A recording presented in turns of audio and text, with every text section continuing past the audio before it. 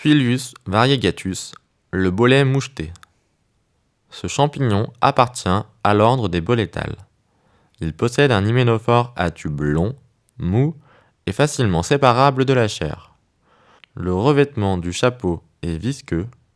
La cuticule est pelable très facilement. C'est Suilius variegatus. Ce champignon est également retrouvé sous le nom de bolet tacheté.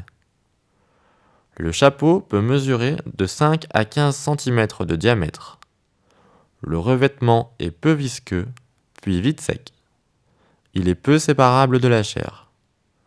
Le chapeau est de couleur jaune olivâtre sale, entièrement moucheté d'écailles brun olivacé. La chair est ferme, crème à jaune crème, pouvant faiblement bleuir à la coupe au voisinage des tubes. Elle présente une saveur douce acidulée et une odeur acidulée ou de caoutchouc.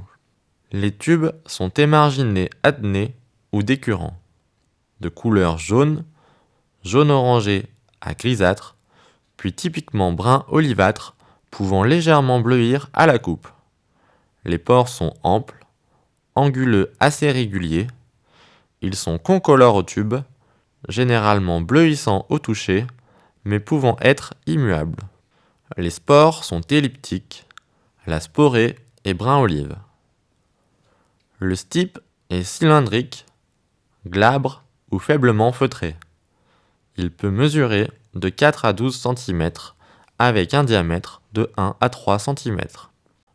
Le stipe est de couleur jaunâtre pâle, un peu plus clair que le chapeau, mais pouvant être légèrement plus foncé vers la base. Suilius variegatus, le bolet moucheté, est retrouvé uniquement sous les pins, surtout sur sol peu calcaire. Ce bolet pousse en été et en automne. Le bolet moucheté est un champignon comestible médiocre, il est à rejeter.